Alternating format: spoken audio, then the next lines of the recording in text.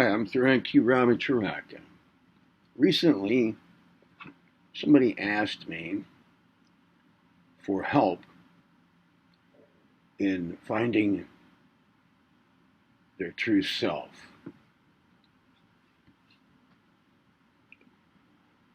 That inspired this video, so let me give you a tip in that direction. The true self, the true ego, the true self of the human being is the most elusive, yet ever present, and colloquially put, in your face part of the human being. There have been systems developed through time, ancient systems, the system of yoga, for example, designed to accomplish this self-realization, and the popular psychological term these days, self-actualization, I don't think points at this, but it should, because the true self is something that needs to be actualized by us. Personal involvement, at its pinnacle, at its core, at its root, is a matter of this taking place.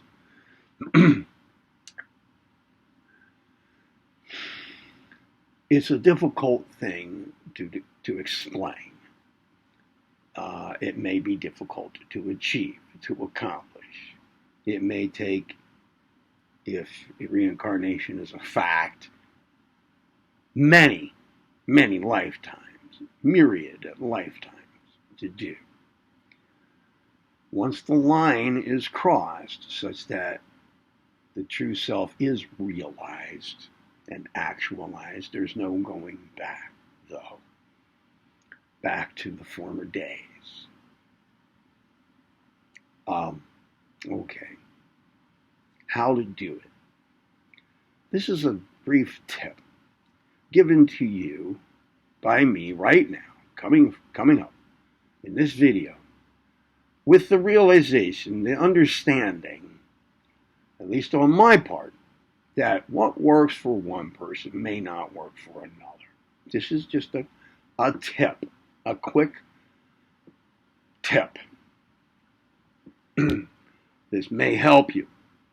That's just my hope here, that this will help you to get started. All right? Now, I take it is to the best of my knowledge that the true self is the only part of us that does not change. Therefore, it's very hard to recognize. That's one of the things that makes it so hard and so elusive. We can notice things that move, right? I mean, let's say we're looking outside of ourselves with our eyes. Let's say you're out in the woods. It's pretty hard to see an animal, let's say, that's peeking around from behind a tree at some little distance, right? I don't mean a tree right smack in front of us. I mean, 50 feet away in the dense woods. A little animal, some kind of an animal just peeking around from behind a tree. If it's not moving, it's pretty hard to notice. But as soon as it moves, we might see it.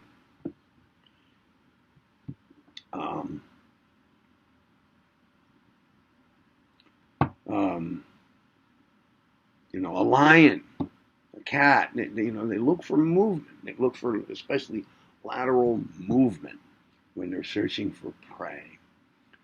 They might not see the outline of the animal, of the prey, but they will see it when it moves. Something moving Well, everything about us moves, changes. Our physical bodies, they change. Our emotions change. Our minds change. They move. There's movement. There's action going on. There's, when it comes to our thoughts, they're continually shifting. Continually shifting. There's only one part that doesn't do that. It stays the same all the way through. That is at the very core of our being. That is the core of our being. It's always the same. There have been many names ascribed to it. Each may have a slightly different connotation originally, or be given different connotations through time. For example, the Atman is a name for it. True self, true ego, as opposed to the false ego.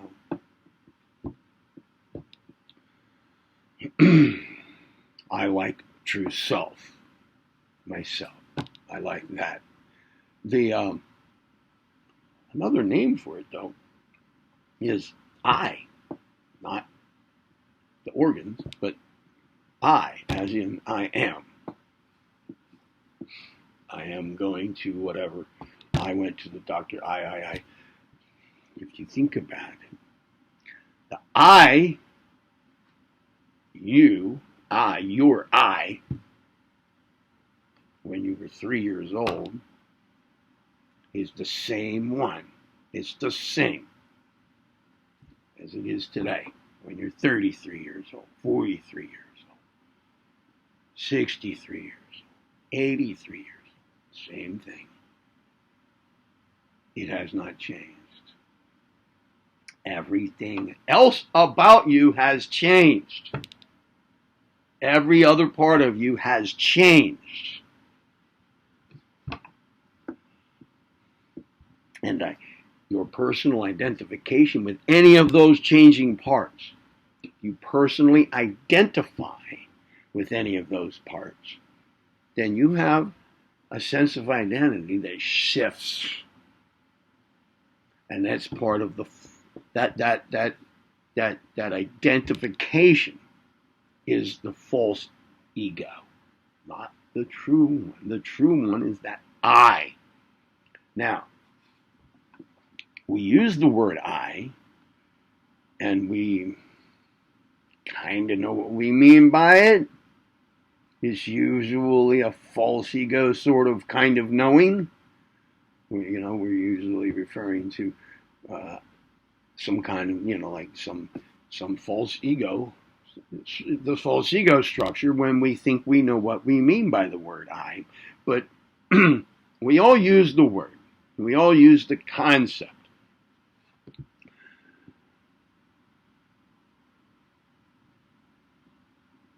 But we are hard-pressed to define it exactly when we're told that the true I, the real I, the one that's not changing all the way through life, is pretty hard to get our finger on, to wrap our mind around. That's the difficulty. So, for me, to help you, here, just give you this quick tip. I assert to you, I propose to you, that you consider, just drop off the word I, drop off the word, any name for it, and consider the part of you that has never changed in your life. And don't look for it as part of your mind, as part of your physical body, as your thoughts, any such thing, because those have all changed. They're easier to wrap your mind around. You're used to identifying with those. Think about the idea of I. Just look at a timeline in your life. There is something about you that has not changed the whole time. Now, if you've never changed your underwear, I'm not talking about something like that. No, I'm talking about the real you, the one that has not changed, the core of your being, around which everything about you has changed.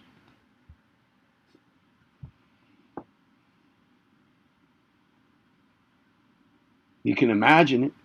You can kind of grasp it.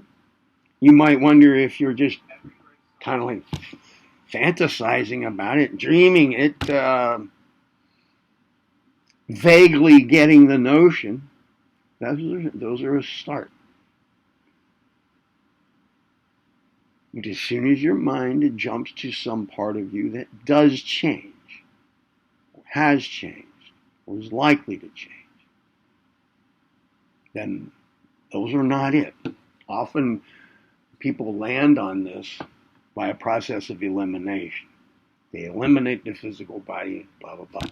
I'm just asking you to consider directly part of you that does not change. And I'm not asking for some really highfalutin, little trick in your mind that one day you grasp. I'm talking about this very simple thing, this right in your face. It's right there all the time.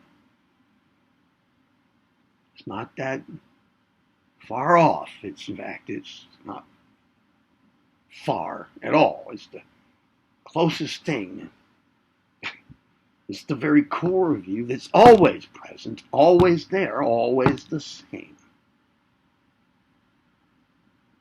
It does not act.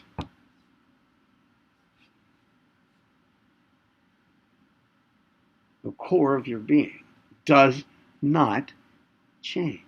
Now, it is there. Another reason why it's a little hard to get your finger on it, and to wrap your mind around it, is because until you recognize it and affirm its existence, its reality, its being there, it is a potential, but it is there. It becomes actual. It moves from potential to actual, to real, once you recognize it and affirm it.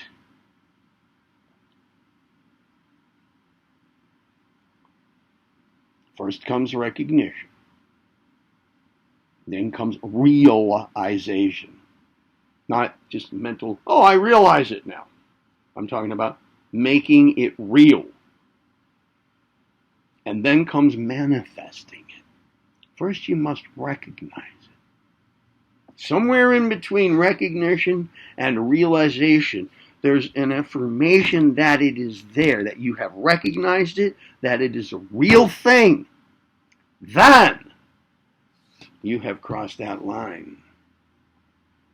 You have established true selfhood.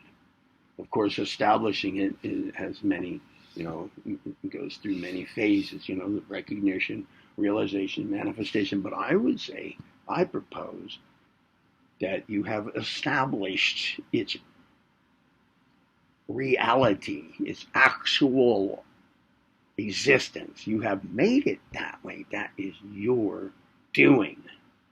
And it is there for you to do. There's not much more that can be said about the true self. It is at total peace, no change, right?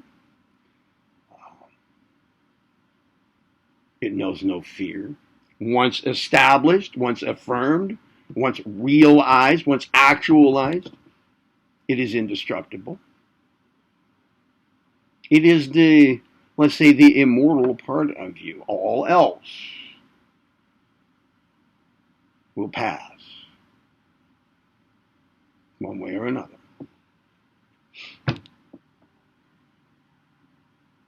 Any other properties that can be ascribed to it are probably not accurate.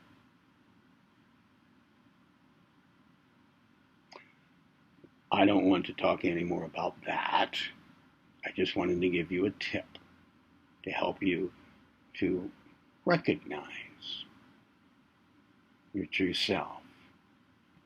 And that is it.